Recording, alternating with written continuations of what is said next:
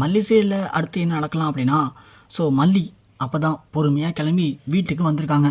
வந்த உடனே அன்னபூர்ணி, ஏ புள்ள எங்கே போயிட்டு வர, மணி என்ன ஆகும் தெரியுமா, உன் இஷ்டத்துக்கு நீ போய்ட்டு வந்துட்டுருக்க, எங்கே போன அப்படின்னு கேட்க மல்லி ஒன்று, என்ன பிடிமா என்ன நினச்சி பேசுகிறீங்க, ஏன் எங்கே போய்ட்டு வந்தால் உங்களுக்கு என்ன பிரச்சனை இப்போது, எதுக்கு என்ன நிற்க வச்சு இப்படி கேள்வி கேட்குறீங்க, என்னாச்சு உங்களுக்கு இப்போது அப்படின்னு மல்லி கேட்க, இங்கே பரப்புல காலையில் கிளம்பி ஸ்கூலுக்கு போகிறேன்னு போனேன், ஆனால் நீ ஸ்கூலுக்கும் போகல, அப்படி எங்கடி போயிட்டு வர, என்னடி ஆச்சு உனக்கு, என்ன திரும்ப வந்து வேலைக்கு போயிட்டியா சொல்லு புள்ள, இங்கே போய் முடியுமா, சும்மா வந்த உடனே எங்கே போனேன்னு கேள்வியாக கேட்காதீங்க, எனக்கு கேள்வி கேட்டல வர வர பிடிக்க மாட்டேது, ரொம்ப கடுப்பாகுது, என்னை விடுறீங்களா முதல்ல நீங்கள் அப்படின்னு சொல்லி மல்லி சொல்ல, என்னடி என்ன நினச்சிட்ருக்க, உன்னை காணுமே மணி ஆயிடுச்சு சொல்லி அந்த புள்ள பதறி போய் உன்னை தேடி இங்கே போய் தெரிஞ்சுக்கிட்டு இருக்கு, ஆனால் நீ என்னமோ சுற்றிட்டு வந்துட்டு கேள்வி கேட்டால் அவ்வளோ கடுப்பாக பேசுகிறேன், என்னடி நினச்சிட்ருக்க நீ மனசில், கேள்வி கேட்கறதுக்கு ஆள் நினச்சிட்ருக்கியா, இங்கே போய் பெரியமா என்னை கேள்வி கேட்கறதுக்கு யாரும் இல்லை தான், நான் ஒன்றும் தப்பாக எங்கேயும் போயிட்டு வந்தல, எனக்கு மனசு சரியில்லை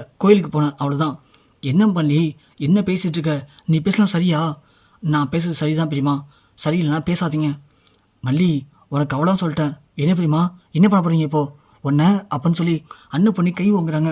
கரெக்டாக என்ன பார்த்து விஜய் வந்துடுறாரு, அம்மா அம்மா அம்மா அம்மா என்னம்மா அவளுக்கே மனசு சரியில்லைன்னு கோயிலுக்கு போகணுன்னு சொல்கிறா, அவ்வளோ போய் அடிக்க போகிறீங்க, என்னாச்சும்மா உங்களுக்கு விடுங்கம்மா, இல்லை தம்பி இல்லை, நீங்கள் எப்படி செல்லம் கொடுத்தா இவ கெட்டு போயிட்டா, இவெல்லாம் ரெண்டு தட்டி வச்சா தான் அடங்குவா, எவ்வளோ திமிரா பேசுகிறா பார்த்தீங்களா என்கிட்டயே, என்ன ஆச்சுன்னு கேட்டால் ஒன்றும் சொல்ல மாட்றா, எங்கே போகணுன்னு கேட்டால் பதில் பேச மாட்றா, கூட பேசிகிட்டு இருக்கா, என்ன ஆச்சு இவளுக்கு, நல்லா தானே இருந்தா, காலைல பெரியமா இப்போ உனக்கு என்ன பிரச்சனை, எனக்கு தலை வலிக்குது, எனக்கு கொஞ்சம் விடுறீங்களா அப்படின்னு மல்லி சமாளிச்சுடுறாங்க.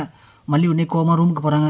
விஜய் ஒன்று விடுங்கம்மா, அவள் ஏதோ அப்செட்டாக இருக்கா பார்த்துக்கலாம் விடுங்க அப்படின்னு சொல்லி விஜய் சமாளிச்சிடாரு. உடனே அடுத்த நாள் காலையில் மல்லி எழுந்துச்சி அமைதியாக உட்காந்துருக்காங்க. என்ன பண்ணுறது ஏது பண்ணுறதுன்னு மல்லிக்கு ஒன்றுமே புரியல.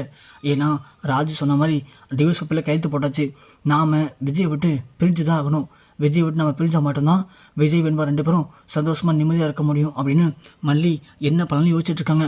விஜய் அப்போ தான் வராரு. மல்லி உங்ககிட்ட கொஞ்சம் பேசணும் அப்படின்னு சொல்ல மல்லி உடனே கோமா, என்ன பேச போகிறீங்க இப்போது, இல்லை மல்லி 2 நிமிஷம் மட்டும் தான், நீ எதுவும் பேச வேணாம், நான் சொல்கிறது மட்டும் கொஞ்சம் புரிஞ்சுக்கோ, சொல்லுங்கள்.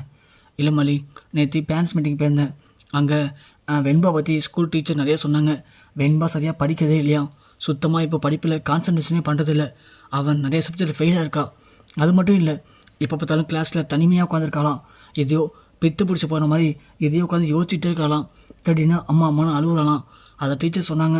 அது மட்டும் இல்லாமல் எது சொல்லி கொடுத்தாலும் எதையுமே கவனமாக கற்றுக்க மாட்டாளாம், சுத்தமாக படிப்பில் ஆர்வமே இல்லாத மாதிரி இருக்கலாம். எனக்கு என்னமோ பயமாக இருக்குது மல்லி, டீச்சர் சொன்னாங்க இந்த வயசுலேயே இப்போலாம் இப்படி இருந்தால் போக போக படிப்பில் கொஞ்சம் கூட அவளுக்கு ஆர்வம் இல்லாமல் போயிடும், அப்படி படிப்பில் ஆர்வம் இல்லாமல் போயிட்டானா அதுக்கப்புறம் அவளை நம்ம எதுவுமே பண்ண முடியாது, அவள் ஒரு மாதிரி மென்டலாக அப்செட் ஆகிருக்கா போல், அதுக்கப்புறம் அவளுக்கு மூளை பாதித்தாலும் பாதிச்சிடும் அப்படிங்கிற மாதிரி டீச்சர் சொன்னாங்க மல்லி. எனக்கு ரொம்ப கஷ்டமாக இருக்குது மல்லி, வெண்பாக்கு மட்டும்தான் ஆயிடுச்சுன்னா என்னால் தாங்கிக்க முடியாது மல்லி அப்படின்னு விஜய் ஒரு மாதிரி ஃபீல் பண்ணி அழுகிறாரு. அதை பார்த்தோம் மல்லிக்கு என்ன பண்ணுறதே தெரில, இது வெண்பா இப்படி ஆகிட்டாலே, நாம் விஜய் வெண்பா 2 பேரும் சேர்ந்து இருக்கணும், அவங்க 2 பேரும் பிரிஞ்சிடக்கூடாது அப்படின்னு தானே அவங்க மேலே கோவமாக இருக்க மாதிரி நான் நடிச்சிட்ருக்கேன். ஆனால் நான் இப்படி கோவமாக பேசுனதுனால வெண்பா அதை நினச்சி ஃபீல் பண்ணி ஸ்கூலில் ஒழுங்காக படிக்காமல் அவள் உடம்பு கெடுத்துக்கிறா போலுக்கு அப்படின்னு மல்லி ரொம்ப ஃபீல் பண்ணுறாங்க. இருந்தாலும் விஜய்கிட்ட காட்டிக்கல. உடனே மல்லி சரி விஜய் நான் வெண்பா கிட்ட பேசுகிறேன், வெண்பாக்கு என்ன பிரச்சனை அப்படிங்கிறத நான் பார்த்துக்கிறேன் அப்படின்னு சொல்லிட்டு மல்லி அங்கேருந்து கிளம்பிடுறாங்க. இந்த பக்கம் பார்த்தா ராஜி ரஞ்சிதா 2 பேரும் காரில் போயிட்டுருக்காங்க. அப்படி காரில் போகும்போது ரஞ்சிதா, ராஜுமா நீங்கள் சொன்ன மாதிரியே அந்த மல்லி வந்து பத்திரத்தில் கையெழுத்து போட்டுட்டா, ஆனால் அவள் விஜய் மாமா விட்டு பிரிஞ்சிருவாளா, ஏன் மல்லி ஏன் உனக்கு டவுட்டு, இல்லை ராஜிமா அவள் அவ்வளோ ஈஸியாலாம் பிரிய மாட்டாளே, ஏன்னா அன்னப்பொண்ணி வந்து நம்மள்ட்ட கத்திட்டு போனா, அதெல்லாம் தான் கேட்குறேன், திரும்ப அந்த அன்னப்பொண்ணி போயிட்டு மல்லிகிட்ட பேசி சமாதானப்படுத்தி விஜய் மாமா விட்டு பிரியாமல் அங்கே இருக்க வச்சிட்டா.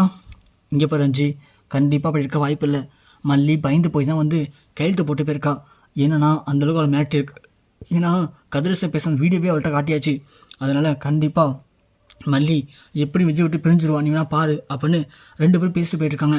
ஸோ இந்த 2 நாளில் பாரு, நீ நினச்ச மாதிரி மல்லி விஜய் விட்டு பிரிஞ்சிருவா, அதுக்கப்புறம் விஜய் இன்னொரு 10 நாள் 15 நாள் கஷ்டப்படுவான், தனிமையில் என்ன பண்ண தெரியாமல் அப்படியே சுற்றி திரிவான், அதுக்கப்புறம் வழி இல்லாமல் திரும்ப நம்மள்ட்டே வருவான். அப்போதைக்கு நீ ஆசைப்பட்ட மாதிரி விஜயை நான் உனக்கே கல்யாணம் பண்ணி வைக்கிற மல்லி, கல்யாணம் பண்ணி வைக்கிறேன் ரஞ்சிதா அப்படின்னு ராஜி சொல்லுவாங்க.